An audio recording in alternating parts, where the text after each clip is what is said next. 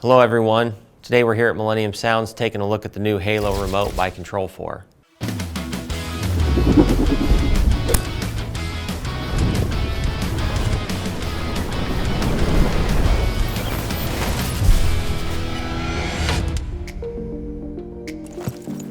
We're going to do an unboxing of this Halo remote.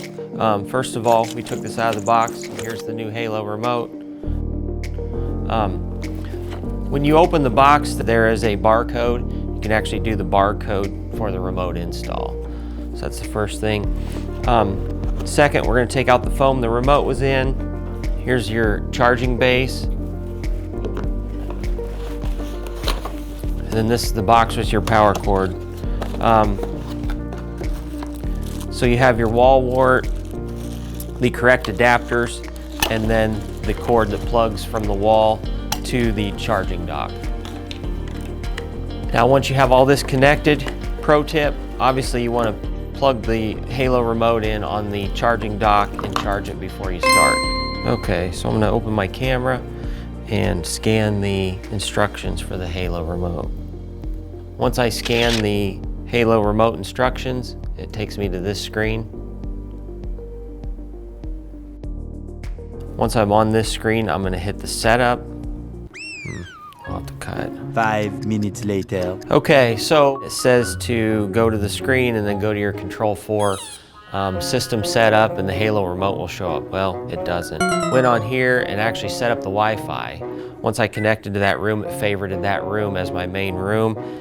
It downloaded some firmware and the remote's set up, ready to go. Maybe a little easier than the instructions say. So a couple things about the remote. First is it's got a 2.8-inch screen. This is not a touch screen. They will be coming out shortly with the remote with the touch screen. It's got all the hard buttons on here. It's pretty much got everything you need.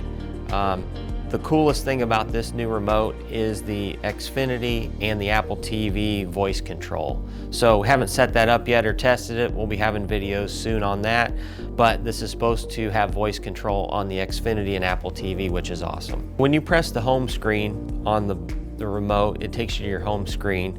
It's obviously, I'm set up in the family room, so you can control whatever room you want. It's defaulted to your default room.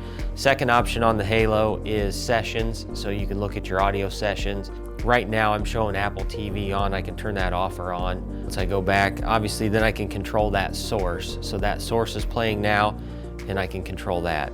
Then I go to my regular options, which are the watch and listen. So obviously if I hit watch, it's gonna let me know what I can and can't watch in that room.